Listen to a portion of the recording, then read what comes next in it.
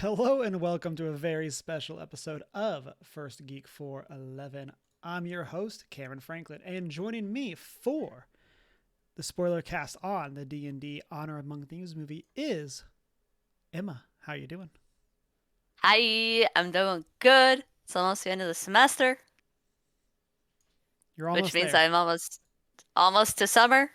Still don't have a job, but I'll figure it out. I have an interview on Friday, which is a Nice. good thing. Yeah, I hope that goes well. you and me both. As I said, we're getting into our Spoilercast on Honor Among Thieves. Finally, I guess the movie's been out for like a month. We're finally getting Yeah, some time to chat about it, and so Um, but before we get into that, we're going to check in. And then, of course, you can find us on our social media as OneGeek411. You can join our Discord server. Shoot us an email at 1stgeek411@gmail.com. You can watch live on Twitch Monday nights at 6:45 Mountain Time and find the videos over on our YouTube. And you can also go and check out our Redbubble store. But with that, it's just us this week. Shanine had some stuff going on, wasn't able to be here, but we'll be back Thursday for book club. So, Emma, what have you been up to? well, see. On Friday, my friend from high school and I finished the Never After season of Dimension 20. That was a lot of fun. Spooky fairy tale stuff. And it was a big blast. We fought the fairies. We, as in the players that we watched playing, fought fairies, and everyone got to have control of their own fairy tales. And it was very cool and lots of fun. I went and saw the D&D movie, which we'll be talking about, and played Session Zero or participated in Session Zero of Pathfinder over on City of a Hill.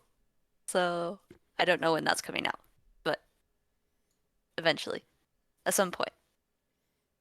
What a coincidence. I also participated in session zero of Fancy Pathfinder over on that. City on the Hill. So, I'm sure we'll have more news coming out as we get closer to when that drops and when we're going to get our actual play sessions going. But what'd you think of session zero? I know for me, this was like my first like real session zero that I've ever done. Yeah, same here. I'm excited to see where this goes. It's, aside from you, a whole new group of people who I've never played TTRPGs with before, which is always fun to like play with different people and just see how different groups play games like this. So I'm really excited to see what chaos ensues. And Kerpley, the frog druid, is ready to go. Yeah, I'm very excited. And I guess it's to say for people that don't know, a session zero, the idea is that you're basically getting the players and the DM on the same page together. So it's kind of like, oh, who like for a player perspective, it's like, oh, what are people wanting to play? What kind of character? So like some of us came like I know I showed up with a pretty set in stone. This is the type of character. Here's a bit of my backstory. Here's what like is going on. But other people showed up with like really nothing. And that's kind Yeah, of the joy of a session zero. Is you kind of have that experience of like, oh, well, they get to kind of you look see at the what's going group on. Yeah. and go, there are no heavy hitters and everyone is squishy. Yeah. Um, Please be a tank. yeah. It's going to be a problem if I'm the only frontline fighter, which, is currently, well, I guess can you wild shape as a druid Yes, in Pathfinder? I Okay. think. That is still a thing. And I guess I should say Potentially? potentially. Yeah. I'm playing a Knoll Magus, which is basically a hyena folk. Um, and so I'm the currently like really the only like have to be in the frontline fighter. And so we'll see how the other characters all shake out. But I don't think I have it as a at a first level, okay. but I think it is an option um later on. Because I'm not currently seeing it, but I have seen it on Pathfinder lists. So, Um, yeah, hopefully. I mean, Wild Shape is always a ton of fun. I know it's like yeah. I'm also excited for the shenanigans that will come from you wild shaping Yeah. and just like um, the like chaos that we can cause for Ryan with that. So Yeah. I'm so excited. yeah, I'm very excited. We'll see how we'll have more news coming out as we get closer to that releasing, and then like I said, also have or keep people informed for how that goes. Oh, yes. Um, and Looking then forward also, to it. oh yeah, also over the weekend I DM'd some D&D for a handful of first-time players from Checkpoint Church. Um, I ran them through like a slightly modified version of the of session 1 of Strixhaven Curriculum of Chaos, mostly because I had it ready to go. It was like Yeah. I can drop people into this. I know the world well enough. Like I know a bunch of the characters well enough just from currently running that campaign. And so, but yeah, for like brand new players, I don't think any of them had actually played D&D much before. One of the players I think has potentially played like once or twice, uh, but overall, like very new players. And as a DM, the best thing was like we finished and they're like, when can we play again? So that always feels good as the person kind of organizing the story and stuff like that. It's like, oh, people are enjoying themselves and want to be a part of more of what's going on here. So always excited when I'm not the one messing up the fandom. So Yeah. then other than that, Magic the Gathering's latest set, March of the Machine, came out. I think I talked about this last week because I think it came out. Oh no, it came out right after we recorded last week. As we were, or right after we did Fall Guys last week, and so, Fun. um, which is over on our YouTube. Raising hands, people can go and find our Fall Guys hangout stream. We are hoping to do more of those, and so at least like monthly, do some sort of hangout game stream, and so. But yeah, so I started playing March of the Machine. It's the kind of conclusion of the current story arc that we're in with Magic the Gathering. And so it's been a lot of fun. I've done medium most of the time, but like here we are. And so it's been a lot of fun.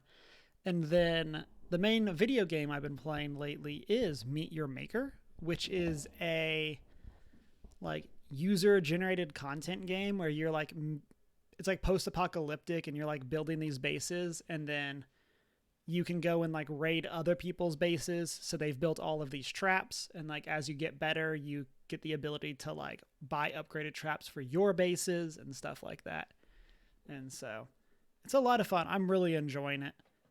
It's kind of hooked me, and I think it's because it just has a bunch of different XP bars. And I'm a sucker for that. It's like, oh, if I do this, I level this thing up. And then as I level that up, I get points over here. And then it's just like such like low hanging fruit. But it's Yeah. just like, oh, I'm so close to this next level up. One more raid and I can get it. That kind of thing. And so I've really been enjoying that. And then kind of outside the geeky sphere, as people may know, Deanna and I recently moved, and we had family over for a housewarming over the weekend. It Hey. was noticeably loud and noticeably chaos, but that's kind of what happens. And so it was very nice to have people over. Uh, our apartment topped out at like 6 people. And so it's very nice to be able to have like more than 6 people here to actually like hang out and do stuff. So That's nice. definitely am enjoying that. And so hopefully we'll have a game night soon and can have people over for some board games. So Fun. because I'm ready. I'm ready Uh, for you. with that, let's jump into our main topic for this week, which, as I said at the top, is the D&D Honor Among Thieves spoiler cast. As a heads up for everyone, this is a spoiler cast. There will be spoilers. We're going to kind of do a high level thoughts, and then we'll get into the actual spoiler cast itself. So you'll have a little bit before you get into that. So we will give a warning, but but I do want to kind of do kind of some background on the movie. Um, so currently, D&D Honor Among Thieves has grossed $178 million worldwide. If you had to guess, Emma, where does that put that movie for the highest grossing films of 2023? Top 50. It is top 50. Yes. Top 30? Yep. Top 15. Yep. Top 10. Yes. Top 5. No. 8. Yep. It is number 8. Uh, That's my go-to strategy for yeah. We played a good game of hot or cold, or and so I should also say currently D&D Honor Among Thieves is sitting at a 72 Metacritic, and so I'm trying to see from there. I meant to, which has it as the 62nd best movie of 2023. Very interesting how different those two lists are, but I feel like that's relatively normal for movies. Of the big blockbusters are very rarely the most like highly critically received films. So and then jumping back, number 8, what do you think the 7th highest grossing movie of 2023 is? Probably whatever the Marvel movie is that just came out. The Ant-Man, was That it is number 4. Quantum? So Okay. there's a Um,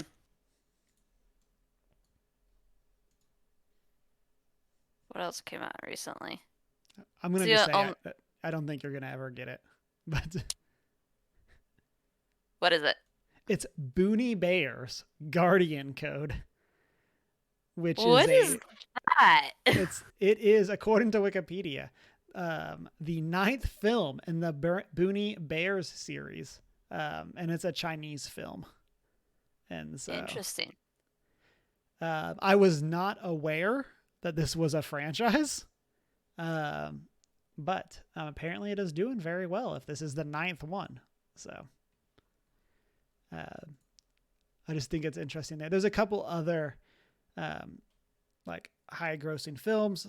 Super Mario Bros. Being number 1 for the year, Ant-Man being 4th, John Wick being 5th, Creed 3 being 6th, and then Scream 6 being 9th. Those are the major American ones. And then there's 4 Chinese films on here. Full River Red at 2nd, The Wandering Earth 2 at 3rd, Booney Bears at 7th, and then Hidden Blade at 10th. I was really hoping, Emma, that y'all were gonna have this like film school love for Booney Bears, and it was gonna be like, oh well, it's clearly blah blah blah. Booney Bears.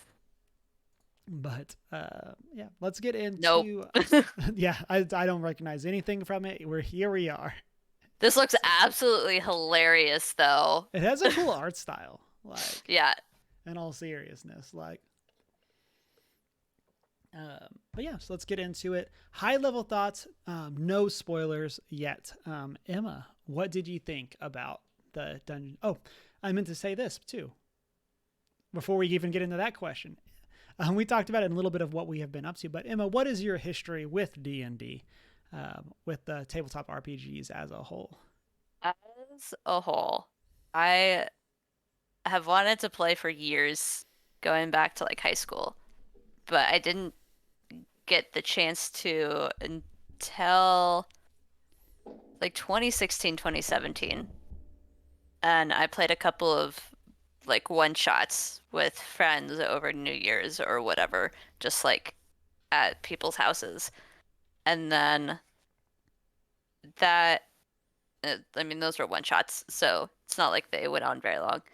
But then we had our campaign over here, and that's on hold for a while. But that's like the first full game that I've played. And then There was another one that I joined in person, and that was a lot of fun. And then Pathfinder, which we're playing slash starting now, and watching a lot of Critical Role and Dimension Mhm. 20. So that's kind of like the journey along in the chart of it, but it's a lot of fun, and I want to play more. And I think astute listeners will be able to know the answer to this. But what's your favorite class? Druids. Nice. I love druids. Yeah. As seen by your character in our campaign being a druid, and your Pathfinder character being druid. So Gotta go with what you like. yeah. So for me, I started playing D&D in high school. Kind of high level, like played with some friends. Not a real campaign, not really anything too serious, but we played probably 4 or 5 times. In what I have since found out was fourth edition, apparently. Um, and so that was kind of my introduction to it. And then, really after that, never really played. It was always something I was interested in. Like, I knew people in college that played, but I never really got into it there. Um, I wish I would have, because, it's basically free as opposed to Magic, which, like, it's hard to do as a college kid. So, All you need is paper and a set of dice. yeah. And so I really wish I would have gotten into it a bit more. Bit more there, and then um, post college, I was kind of always looking for reasons to play, but kind of struggled to find a group. I played a little bit of like Starfinder and some various stuff at conventions. Um, Listened to season 1 of Critical Role, the Glass Cannon podcast for mostly Pathfinder. They do some other stuff as well. Uh, and then now kind of just getting into once Deanna and I got married and moved back to Dallas, we had some friends that were looking to start a game. So we played about a year and a half campaign there. And then or then I started running some one shots, getting a bit more involved with that and trying to DM and stuff like that. And then from there, a lot of it's very similar to Emma's. Our Yeah. campaign, playing my barbarian Shakar, and then heading into play Magus for Pathfinder, and then, as I said, currently DMing my first campaign as we go through Strixhaven Curriculum of Chaos. We're roughly a quarter of the way through, and so give or take, and so it's been pretty good so far. But so kind of with that as our D&D baggage seems like the bad word. Like, those are good things, but that's kind of that's what we're Good bringing baggage. into this. Good baggage. Good baggage. Yeah, let's get into chatting about the movie again. We're gonna do high level, then we're gonna get into spoilers. So without spoilers, Emma, what did you think of D&D Honor Among Thieves? I thought it was fun. It was very delightful. Um, it kind of makes me, I mean, it made me laugh in several ways. Um, Partially because of the jokes and partially like the poster that you have up in the top right corner. It says no experience necessary, Mm-hmm. which is true. But at the same time, like, had I taken my mother to see it with me, the amount of times that I would have to explain to her why something so random was funny would just be like, Mm-hmm. yeah, like there is no experience necessary and you're still gonna enjoy watching it. But like Yeah. there's so many little nuances that you wouldn't get unless you've played D&D or similar TTRPGs before that are just like the thing with doors and whatever else, like picking locks, and you've got the bard over in the corner rubbing his handcuffs up on the edge of the step or whatever. Like, it's funny in general, but it's also funny in a very specific D&D kind of way. Mm-hmm. So, like, no experience isn't necessary, but it's more funny if you have played before. Yeah. I'm gonna echo a lot of what you just said. I thought this movie was way funnier than it had any right to be.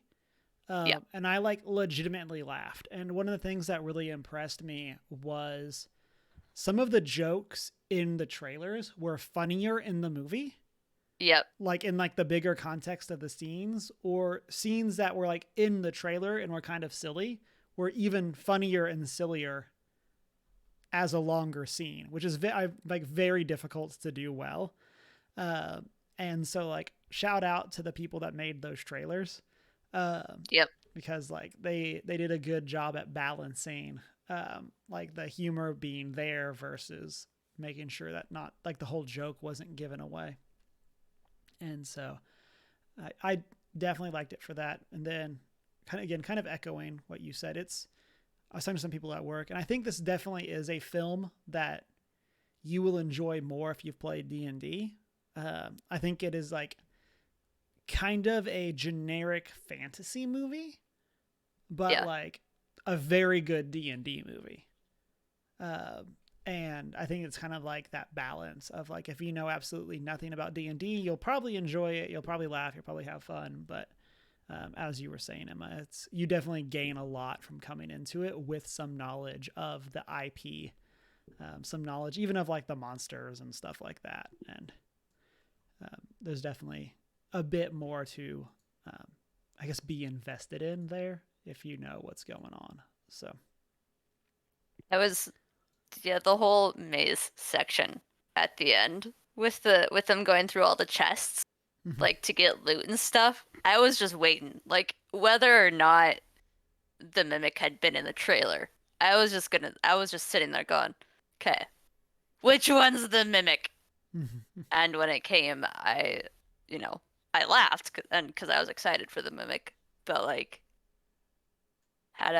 it's one of those things that like if you've never played before or have never heard of a mimic, then it's like you wouldn't know that like the most hilarious and known thing for them to hide as is a chest with loot.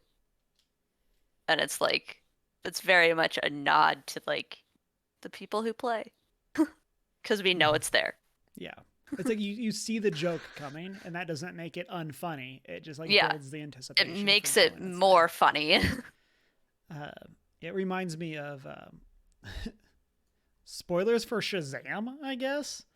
But in Shazam, of course, he like activates his powers by saying Shazam.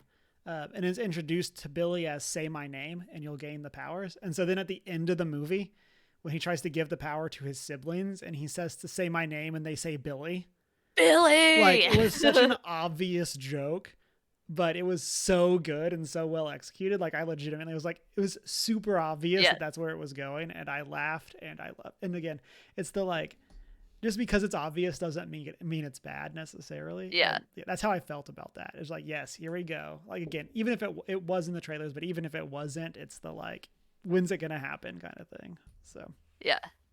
What's the name of the panther? The tentacle panther. that was a displacer cat. Displacer. I was thinking Yeah. dimension, and I was like, that's not right.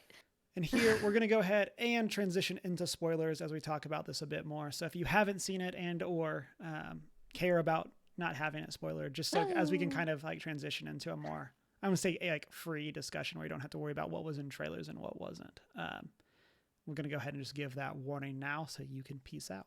But the Displacer Cat, I think was super cool. Very well done. You will not be shocked to hear. Made me jump. It got me. Oh, I'm sure. I feel like that's like the most obvious. Or Displacer Beast, Locke calling us out in chat. Thank you so much. Yeah, it's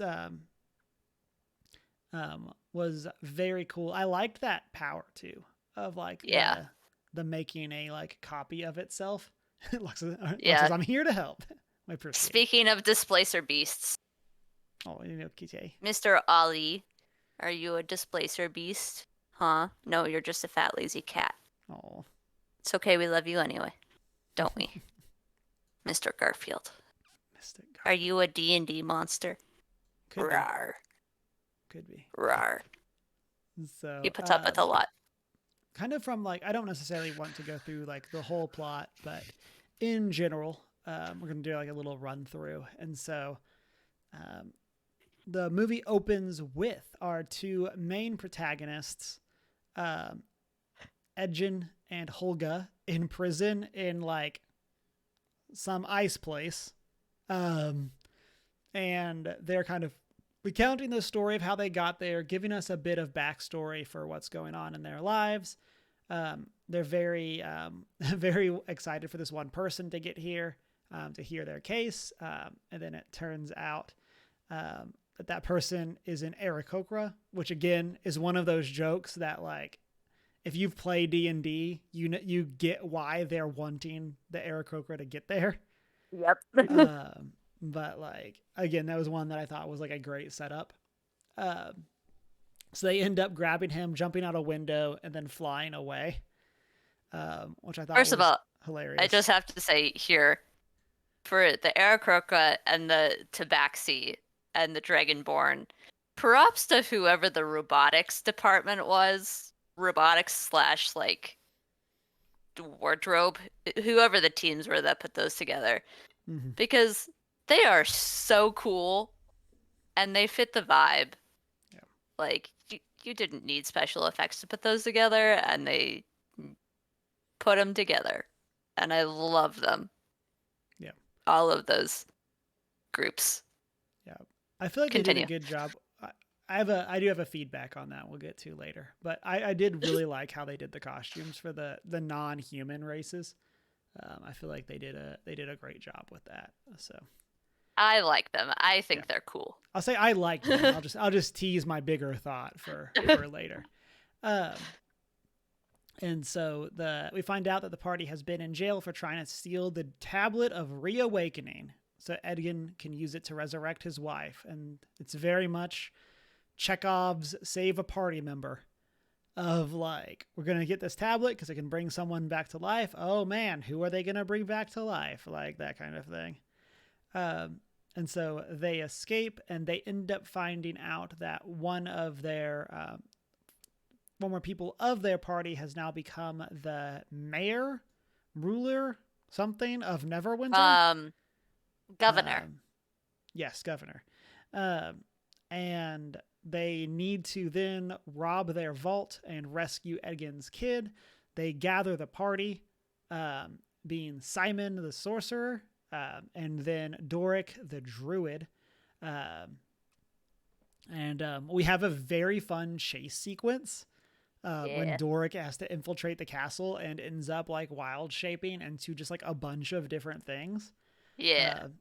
And this I admittedly was sitting there counting how many times she changed wild shape, going, she has absolutely exceeded her max that she could wild shape, but I'm gonna let that slide because this is fun. Yeah. The rule of cool supersedes in this case.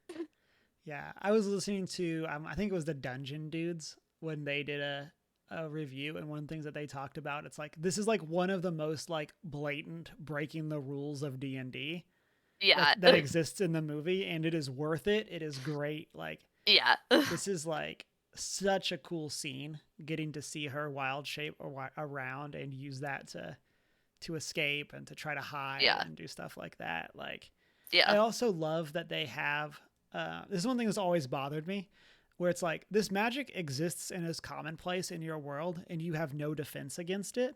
But one of the things that I liked here is that the bad guys actually had a way of sensing when somebody was in the area wild shaped. Yeah. I'm like, that was a super cool, like, minor addition of, like, nothing too world bending, but like would make actual sense.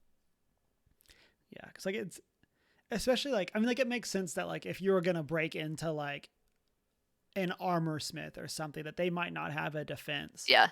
But like something on this scale of like this giant safe, like it was just really cool to see that like the protections of it were not just physical locks, they were actually like magical defenses.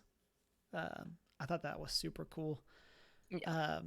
And through all of this, they also end up going and meet Holga's former boyfriend, and they end up getting a hither tither staff, which basically is the portal gun from Portal. Um, Okay, wait. Holga's, former husband, ex-husband, was he supposed to be like a halfling?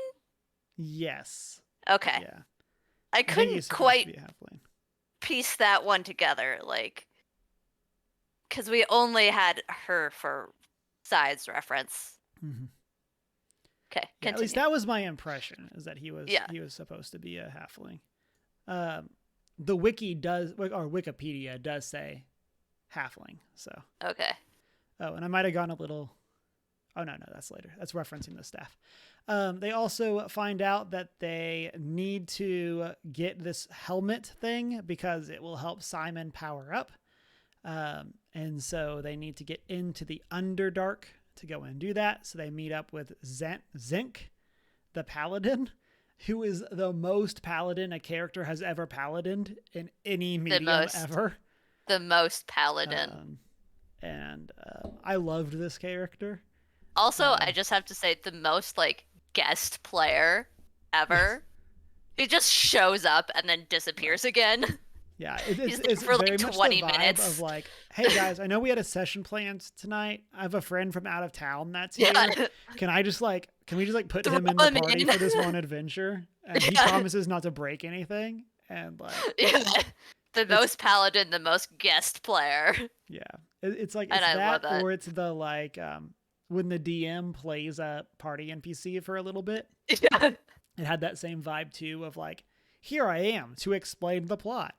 This bridge, this is a thing that is an obstacle in front of us, as you would as the DM. Have my Um, plot hole that you guys missed. yes. Um, oh, and also at some point around here, I think it's before they head into the Underdark, they end up going to a graveyard and digging up a bunch of bodies from a battle because they need to find out where the helmet is. And they have to do like the reanimation ask 5 questions. And so this That is was another one of another, those. Go ahead. we're probably going to say the same thing, but another one of those. You have absolutely exceeded your spell slots for this, Yes. but it's absolutely hilarious. So I'm going to let it slide. Yeah. Yeah. And this is one, like, this was in the trailer, and this is one of those jokes that, like, is funnier as part of the bigger scene. Yeah. That, like, I really liked that, and I thought it was very fun to kind of get to see again, because we saw the one who, like, they accidentally ask all the wrong questions, and then, Yeah. like, but then, like, this bigger stuff, all this stuff goes Game of on. telephone Yeah, in terms exactly. of who saw what and when. Yeah, and where were they on the battle? Where, like, who do we have to go find? Who did, like, it was so good. Um, Then having to ask them three more random questions yeah, so that they can die again. yeah, or Still have not, three as that questions one left. just Or not. hangs out. You just So the there's so spell many just books to choose from. the spell just doesn't wear out. Like, Yeah. okay.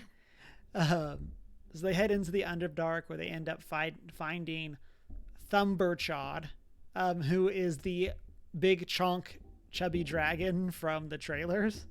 Um, Honkiest. yes, and end up having to use the hither tither staff to get out, and then eventually they get the helmet, and then they have to go to the stadium where Forge, who's the bad guy, is doing this tournament, and this is where the maze is. So through some bad infiltration work, they end up getting caught. Surprise, the plan doesn't go as planned. Classic D&D. Shocker. And so they end up entering into the tournament, where they then have to fight their way through some monsters and try to rescue everyone. Eventually, we have the party ends up fighting against the Red Wizard, and they have a fun fight, and Holga ends up being killed, and then they have to use the Tablet of Reawakening to save her instead of Edgin's wife. They don't Which they, have to. They choose yeah, to. they choose to. They have to for the franchise. True. Um, and so that's kind of the overview of the plot. But with that, Emma, what was a favorite part of the movie? What was a least favorite part of the movie? I love the cutesy little at the end with The is he a wizard? He's a wizard. Between the druid Oh, and the other character. Simon. I think Simon's a Yeah, sorcerer, but I could be. sorcerer, Yes, yes, sorcerer. magic user. Just of like him trying desperately to like ask her out on a date again. She's just like, fine. I thought it was a super cute little like, Hmm. it felt very much like a player moment of just like, please, like we've come so far. Character development. Um, I think we've touched on a lot of the big moments that I really liked so far, like the graveyard and the chase scene, the druid wild shape chase scene. I think were some of my favorite ones. Hmm. Um, but also letting the daughter at the end, like, get the magic cuff Hmm. on the red wizard, like letting her participate was just a super great moment of family bonding. Hmm. The family that thieves together stays together. Dot dot dot. Hopefully, um, and so assuming no one dies. yeah, uh, yeah. For me, favorite part. I really like the stuff with Thunderchod. The pudgy dragon is just the best. And again, Yeah. this is specifically is the one of the scenes I referenced at the beginning where like this was in the trailers. It was kind of silly in the trailers, and it is so good in the actual movie. Also the brains. Oh yeah, the intellect devours. So Yeah. those things are very funny as well. They just kind of just walking by, living our best life.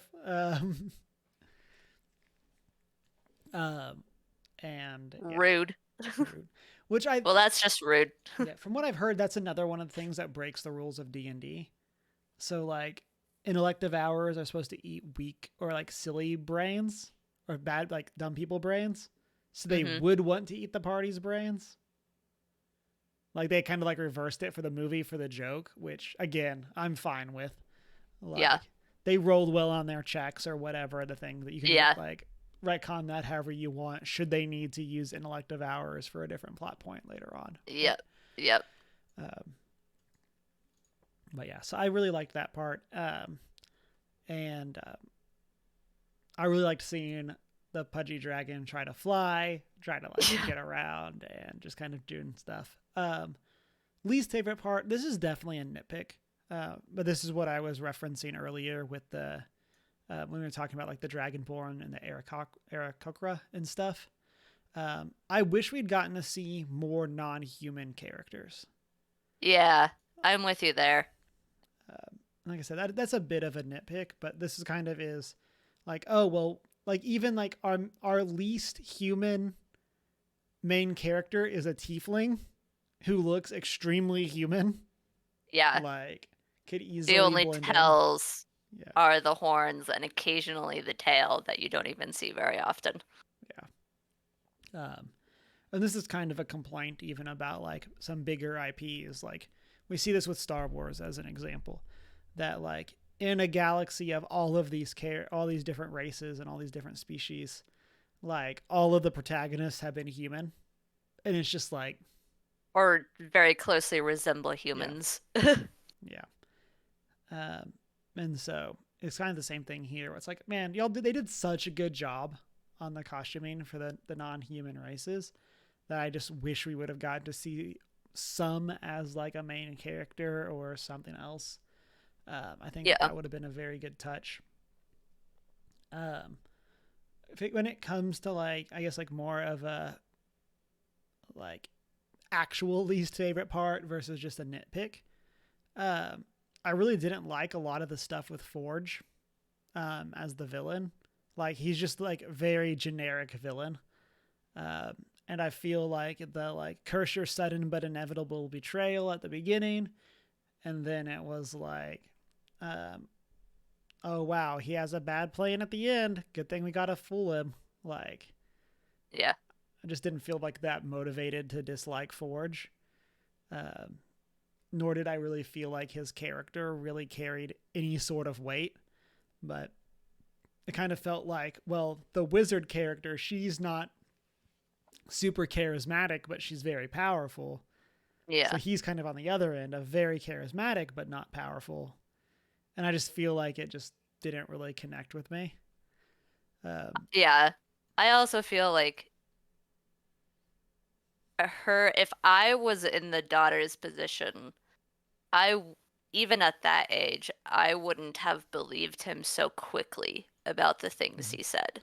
oh Even yeah, if that my dad like wandered off and yeah, ran off and stuff, like given what like she had seen him do in the past in terms of work and everything, like I would have questioned, you know, him more about the things that he was telling me yeah, or whatever. yeah. I should say that. So like one of the major plot points there is that Forge has essentially been lying to Kira, Egan's daughter, about him not loving her, him like leaving her with him so that he could go do his own thing. It's like, no, he's was in jail. Like y'all did a job and it went south. Like, Yeah. and I wonder there if Kira was supposed to be much younger Mm. because like she definitely seemed at the age where it was like she seemed like it's like you Old enough to like, be able to question things to an extent. right like not even necessarily that she would be like, oh, he's lying to me, but like to the point that's like, oh, when her dad showed up, it's like, oh, you said you were in prison, oh, he told me this, I didn't know that. Like she Yeah. just seems to very much like not believe her father, and believe this other person who says that her father's been lying when we don't really have any context for why that has happened. And Yeah. so I think they could have done a bit more there with Forge's motivations. And Yeah. so, 100% on board with you for that. Um, I think really I have the same, nitpicky least favorite parts that you do in regards to that. Um, I feel like that whole thread could have been made. I mean, they had this whole thing where, the Red Wizards were using him to gain control. They could have built that up more to mm-hmm. give more motivation. Like maybe they were mind controlling him or had him under some magical spell or even, you know, strengthened that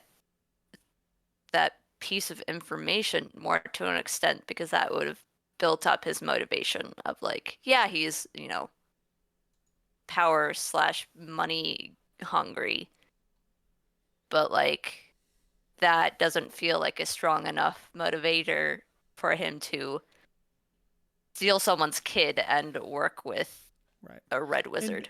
be okay with like literally killing a whole city. Yeah. Like that, it was, yeah, it felt like a big jump of like, His motivations did not equal his actions. yeah. So, and they had the pieces in place to be able to make them equal each other, Mm-hmm. but they just didn't use them to the fullest extent. Yeah.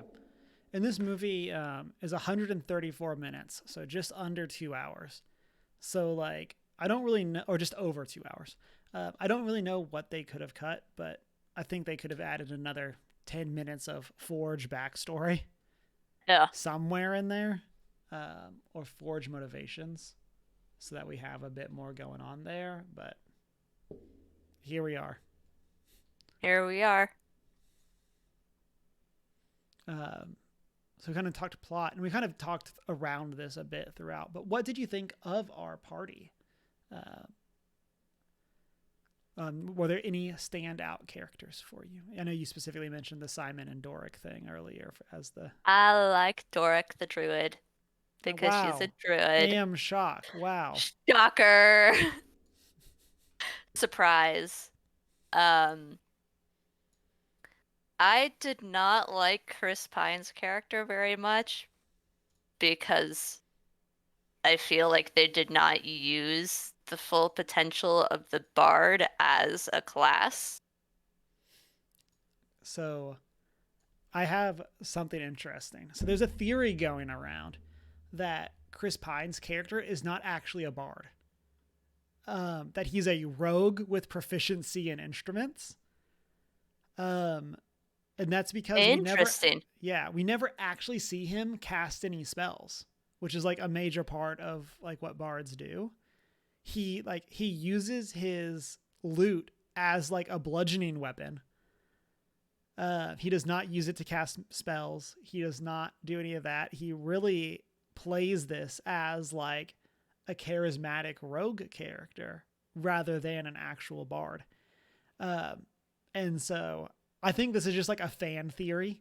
By all means, it's fans like overthinking what's going on. But it's a Yeah, very interesting theory that he's actually a rogue instead of a bard. I think he's in the official D&D stat blocks for them. I think Mm-hmm. he's down as a druid. Or not a druid, a bard. Yeah. Um,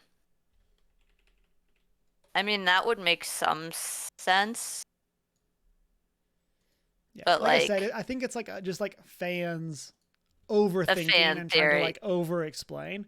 But Yeah. it is like one of those of like when that got pointed out to me, I was like, oh yeah. Like he doesn't give people inspiration. I mean, like he kind of plays for Holga, but Yeah. like that's not like that's just anything that music would help with. Like he doesn't really do anything that's actually bardy other than holding He a just lute. has a reinforced loot. Right. Um, but all in all, it felt like a very typical TNT group. I mean, we mentioned it already, but you've got like the one random paladin character that shows up for a couple of sessions and then disappears again. Like, you've got inter-party conflict, you've got, plans failing and other plans working. Um, and the idiot barbarian who's just, you know, happy to be a part of the team and very wholesome in a dumb kind of way. Yeah. I liked Holga a lot. I'll say for me, yeah, again, kind of as you said, it's a very stereotypical D&D party. Like you got your frontliner, you got your druid that can kind of be all around, you got your sorcerer, you got your bard rogue person. Um, One of I mean, those, he could be a yeah, multi-class, he could be and they just multi-classed, yeah. haven't told us yet. Uh, and so yeah. Also, speaking of parties, shout out to the old D&D movie party for Oh, making yeah, an that gets to show up appearance. in the maze. Yeah. Yeah, that was a super cool reference. I really liked that. Um, um, but yeah, I also really liked Doric. Um, I think that she was a fun character. We kind of get a bit more backstory for her than we get for like Simon. Yeah. And so just in terms of like Simon's kind of fun, but like he's kind of the stereotypical like or powerful wizard, but that doesn't believe in himself, and his journey Yep. is to come to believe in himself, which I thought was well done. I really liked that through the guise of him like trying to attune with the helmet, and seeing his ancestor who was like this like super powerful wizard, and then having to come to accept that he is worthy of that name. I did think that was cool, but Yeah. uh, I liked Doric's like motivation, getting to see her like try to protect the forest and kind of having a more serious motivation for wanting to help the party versus just, oh, this guy was mean and betrayed us. Like she kind of has like an actual like political motivation there. So Yeah. I liked her a lot for that. And then I liked Holga. I'm a sucker for like give me a bard that's like, or give me a barbarian that's like very focused and they know what they're about, and that's what Yep. Holga was. Like, Yep. she's just like ready to go. She's like, I loved the scene where they're about to be killed in the alley, and she's like asking the guy about his axe. Yeah. It's like, oh, what is that made out of? Oh, dark steel. What do you use to clean it? Blah blah. Oh, you shouldn't do that. Like, Yeah. just like the most like shop talk kind of thing that Yeah. is like so perfect barbarian. Yep. Um, and so I really enjoyed that. And then, as I said earlier, Zinnik is cool. I mean, like he like shows up as a paladin, is the paladiniest paladin, and then pieces out because he can't help them for the rest of the journey for some Nope. reason. For whatever, you know. Yeah. And so I thought that was pretty fun. He's definitely a cool character. Yeah. And we'll see if he gets to ever make another appearance. Because he was too powerful and it was their journey to go on. Yeah, exactly. He's How just here very to hang out. paladin of you. Yeah. We've kind of like hit on this several times, but just kind of as a call out. Were there any other magical abilities or references that you really liked that you haven't had a chance to bring up yet?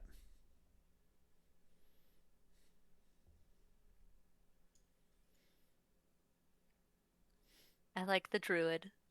Anytime the druid got to druid. And I don't think so.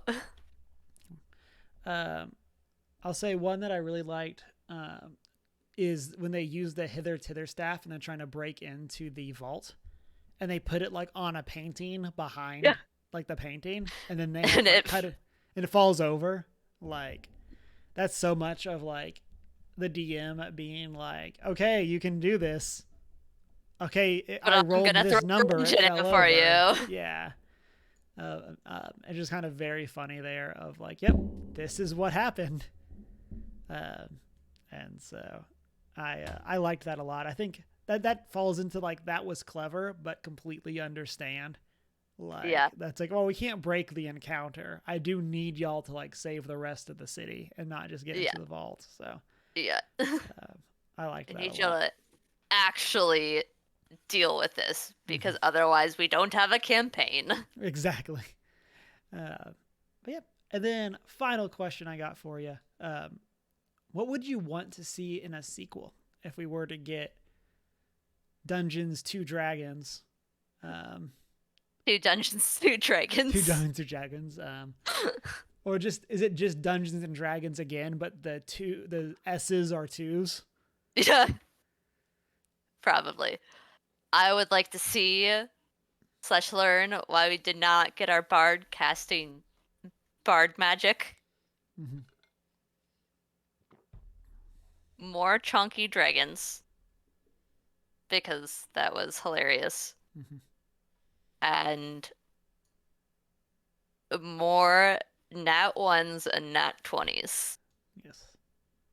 Because those are really what make things fantastic. Mm-hmm. Yeah. I very much agree with you on all of that. From a character perspective, I would like to see the movie focus on like Kira, Simon, and Doric. Yeah. As like the next generation of the party. Have Edgin and Holga kind of take the mentor role, using mentor lightly, kind of given that they're the ones holding down the base. Yeah. Making sure it doesn't burn down. Exactly. Unless they're the ones burning it down. Exactly. Holga saw a spider. Yes, got to smash the whole thing, burn the whole thing down. But yeah, I'd like to see it focus on that younger crew. I would like to see us get a more serious villain as well. Like serious, like not in the sense of not being silly, but serious in the sense that like Forge just seems insignificant. And so I would like to see them do a bit more there. Other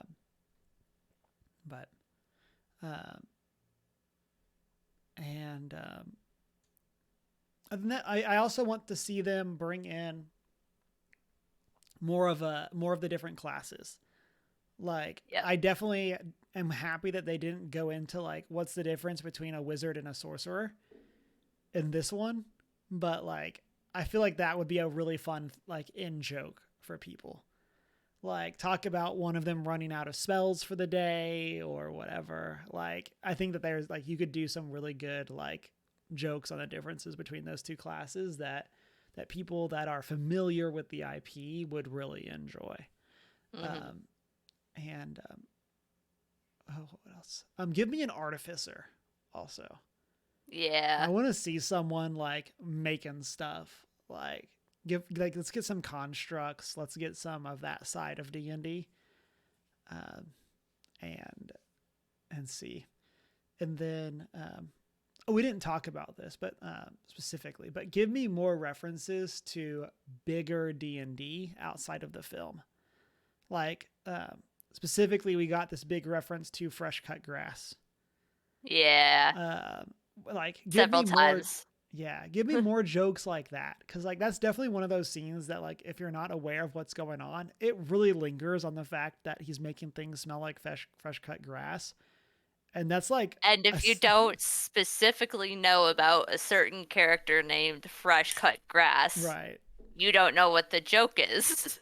Yeah, it's like I think we should get more of that kind of jokes, whether it's direct references to things like Critical Role, Dimension 20, other actual plays, um, or if it's uh, just kind of more general references to how people who play X character tend to play them in this way. Yeah. Like let's have the How characters make rogues fun of an typically edge sit in the lord. corner, Yeah, you know, their parents were killed, yeah, in an alley, and they inherited all their wealth and then right, just built themselves an entire rogue outfit because apparently Batman is a rogue now instead of an yeah, artificer. yeah.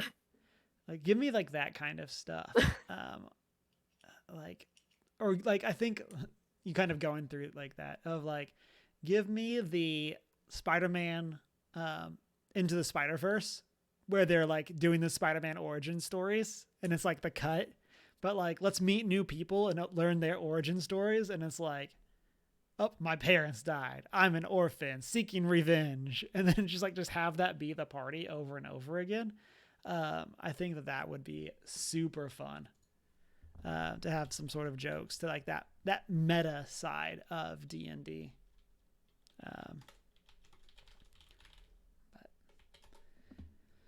Um, I guess with that, if you've had a chance to see the D&D movie, let us know what you think. We're going to be heading into some post-show chat. But before we get into it, we should say on Thursday of this week, we are having book club. We are taking a look at Silence by Ooh, you have a um, fun, different cover than I do. yeah, I Shustaki have the white Endo. one. Yeah, this cover is really cool. Yeah. Uh, Also, apparently there's a movie, which I did not know. oh, I did not know that either. So, Um, I'm just putting that out there. yeah, I am behind as always when it comes to book club. You and Um, me both. and so I still have, I mean, I have about like 70 pages to go through before Thursday, which is not like crazy. But I do need to get done, so I'm not like cramming it before, like immediately before book club. But here we are. Uh, but yes, that'll be this Thursday at 6:45 p.m. Mountain Time here on Twitch. Um, and then yeah, as we wrap up this week, again, as always, as we said at the top, you can find us as One Geek 411 on our Facebook, Twitter, and Instagram. You can join our Discord server if you want to chat with us there. Go check out or go send us an email at 1stgeek411@gmail.com. Check out our Redbubble store. Watch live on Twitch, 6:45 Mountain Time, and be part of the post-show chats, and then find the videos over on YouTube where you can like, comment, and subscribe. Help us with that algorithm. And then, of course, you can find us on our personal social media. Mine is Humar Whithill. Mine is I am not prepared with an I in the prepared. And it's been a great week. Go outside. I love you.